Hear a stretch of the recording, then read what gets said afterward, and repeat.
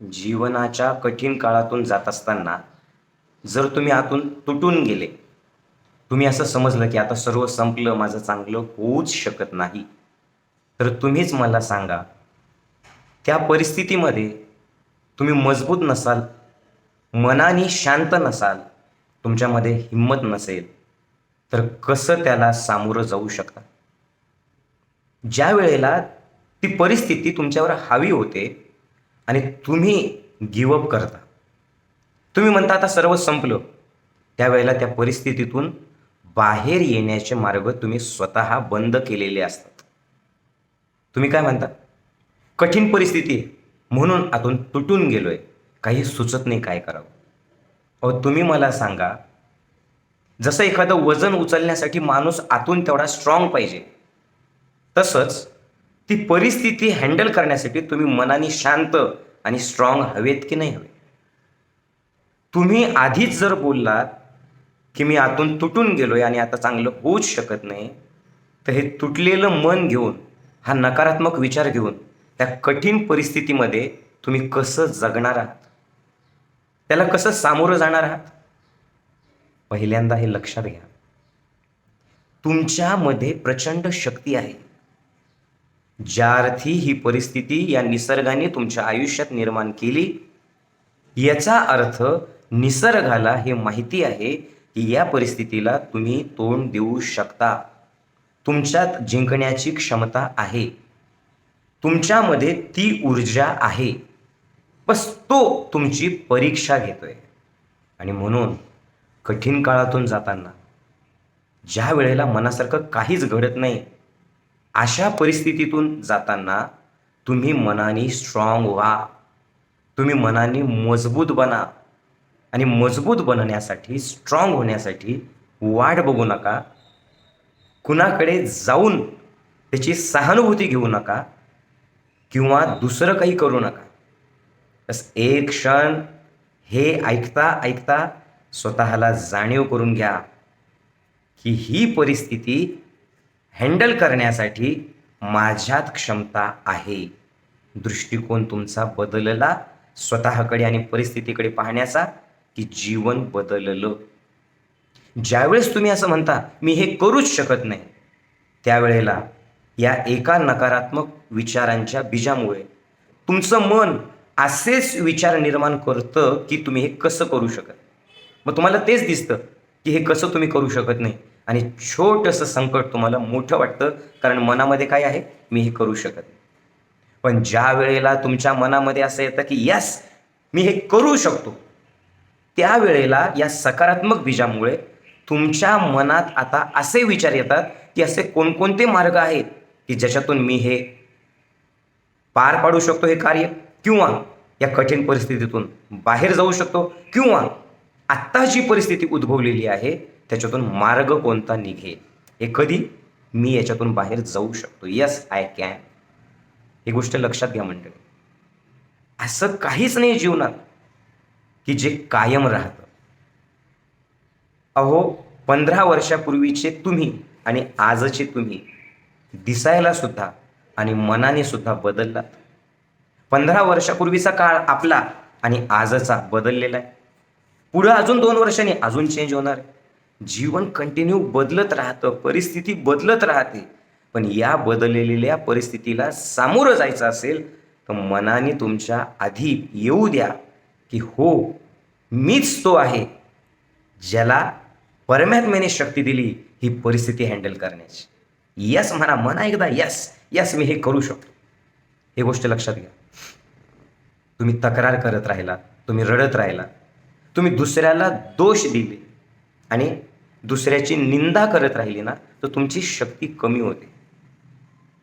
तुमच्यामध्ये जे आहे त्याला तुम्ही बघूच शकत नाही, कारण तुम्ही दुसऱ्यांना दोष देता, तुम्ही परिस्थितीला दोष देता, तुम्ही असं का घडलं म्हणून रडगाणं गाता आणि तुमची शक्ती कमी होते.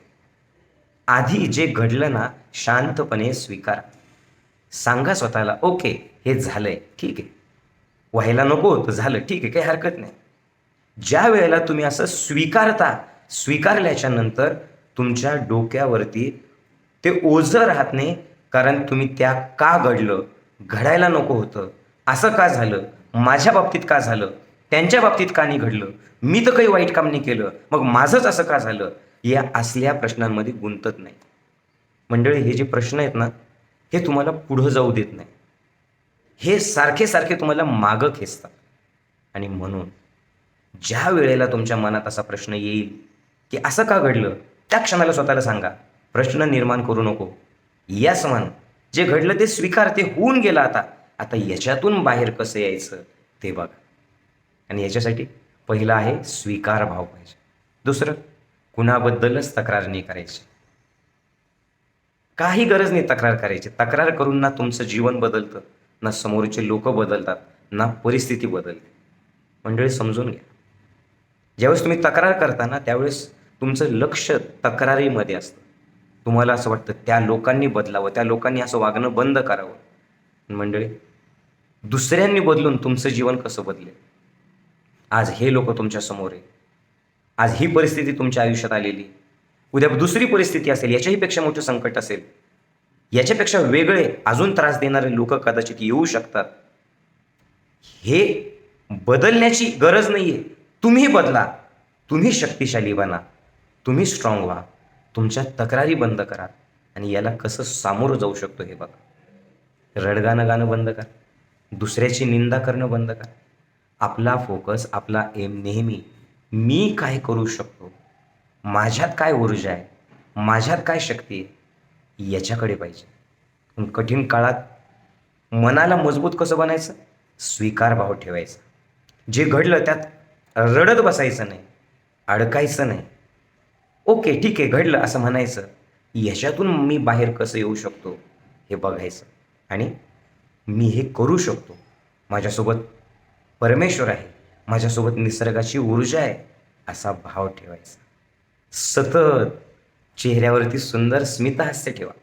ज्यावेळेला तुम्ही स्मितहास्य ठेवता, आत्तासुद्धा ऐकताना बघा, सिरियस तर नाही येत ना तुम्ही, नाराज तर नाही येत ना. मंडळी, तुमचं उतरलेला चेहरा, तुमचं नाराज मन, तुमचं तक्रार करणारं मन नेहमी निगेटिव्ह एनर्जी खेचून घेतं. तुम्ही करून बघा. यस म्हणा, चेहऱ्यावर मोठं स्मितहास्य ठेवा, मनात येऊ द्या, मी हे करू शकतो. काही नाही, छोटी परिस्थिती, एवढं सुंदर जीवन आहे, याच्यात अशा अशा गोष्टी होत राहतात छोट्या छोट्या, याच्यातून मी पार होणार आहे असं म्हणा. आणि हे तुमचं चेहऱ्यावरचं स्मितहास्य आपोआप तुमच्या आयुष्यात पॉझिटिव्ह ऊर्जा, पॉझिटिव्ह लोक, सकारात्मक परिस्थिती आणि मनामध्ये प्रचंड शक्ती निर्माण करत. शांत राहा. कुठलीही व्यक्ती, कुठलीही परिस्थिती, कुठलीही घटना माझी शांतता हरवून घेऊ शकत नाही. ठीक आहे, अचानक एखादं संकट आलं, मी थोडासा अनस्टेबल झालो, मान्य आहे मला. पण हे विचार, हे सत्संग, ही जाणीव मला पुन्हा जागेवरती आणते आणि सांगते की यस, तू योद्धा आहे, तू या जीवनाचा प्रवासी आहे, तुला या जीवनाचा प्रवास करायचा आहे. हे असले आत्महत्येचे विचार आणि हे केलं तर सुटून जाईल, हे असले फालतू विचार मनात आणायचेच नाही. परिस्थिती बदलते, मी स्ट्रॉंग राहील, विचार माझे स्ट्रॉंग करेल, मनस्थिती बदलली की आपोआप परिस्थितीला सामोरं जाण्याची शक्ती येईल. हा भाव ठेवा आणि थोडी वाट बघा, थोडं वाट बघा, थोडा संयम ठेवा. आणि आपल्यापेक्षा खूप वाईट परिस्थितीत सुद्धा लोक आहेत आणि ते खूप छान जगतायत. मग आपलं असं झालंच काय आयुष्यामध्ये? सांगा. काहीतरी कोणी सोडून गेलं असेल, कर्ज झालं असेल, कोणीतरी टोचून बोललं, कुठेतरी अपमान झाला, मनासारखं घडत नाही आहे, लग्न झालं आहे, नात्यांमध्ये प्रॉब्लेम आहे, मुलामुलींनी, आईवडिलांनी काहीतरी केलं आहे, घरात किरकिर आहे. मंडळी, या सगळ्या परिस्थितीला तुम्ही सामोरं जाऊ शकता. ठीक आहे? तेव्हा कठीण परिस्थितीमध्ये तक्रार करू नका, मार्ग शोधा. नाही म्हणू नका, होय म्हणा, यस म्हणा. चेहरा उतरवून ठेवू नका, चेहऱ्यावरती मोठं स्मितहास्य ठेवा, विश्वास ठेवा. आणि हे एवढं सगळं करून होईल का? नाही. ह्या सगळ्या गोष्टी कार्य करण्यासाठी वापरा.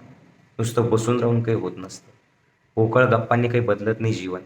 नुसतं सकारात्मक विचारांनी पॉझिटिव्ह एनर्जी तर येईल तुमच्यात, पण ती एनर्जी वापरली पाहिजे. त्यासाठी योग्य कृती करा, शोधा मार्ग. आणि फार विचार करत बसू नका. एक निर्णय घ्या आणि करा. तुम्हाला या क्षणाला काय वाटतं, काय करावं ते करा. हे चांगलं होईल की वाईट होईल, मग असं केलं ते काय करू, तसं झालं तर काय करू, हे जे नुसते गोंधळलेले लोक आहेत ना, ते करत काहीच नाही. तोपर्यंत बाकीचे लोक पुढे गेलेले असतात. पुन्हा तुम्हाला डिप्रेशन. काही जास्त विचार करायचा नाही. निर्णय घेताना फारसा विचार करायचा नाही. आत्ता तुमचं मन काय सांगतं बस ते करा. प्रश्न निर्माण करू नका. आणि अपयश आलं तर पुन्हा काहीतरी नवीन करू, पुन्हा काहीतरी नवीन मार्ग शोधू. कळालं का? त्याच्यातून अनुभव येईल आपल्याला आणि यश मिळालं तर कळेलच मी बरोबर. त्याच्यामुळे यश आणि अपयश, चांगलं आणि वाईट याच्यात जास्त न अडकता काहीतरी कार्य करत राहा. एक डिसिजन घ्या. रिकामं बसायचं नाही. शांत आतून राहायचं, पण नुसतंच कामं धंदे सोडून शांत बसायचं नाही.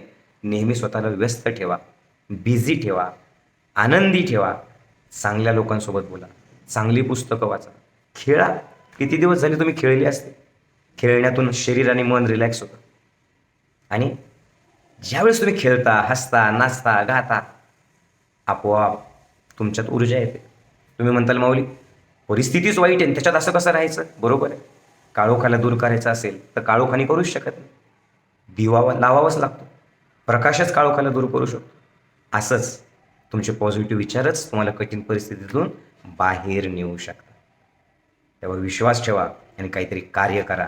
आणि जर यातून तुम्हाला काही चांगले विचार मिळाले असतील, मनामध्ये पुन्हा एक नवीन ज्योत पॉझिटिव्ह विचारांची लागली असेल, तर तसं कॉमेंट करून सांगा.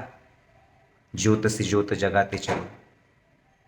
पुन्हा इतर साधकांना, इतर मित्रांना ज्यांना आवश्यकता आहे त्यांच्यापर्यंत हे विचार पोहोचवा. आणि जोडलेलं राहा स्वतःतल्या पॉझिटिव्ह ऊर्जेसोबत. तुम्ही सगळं काही करू शकता 100%. Yes yes yes.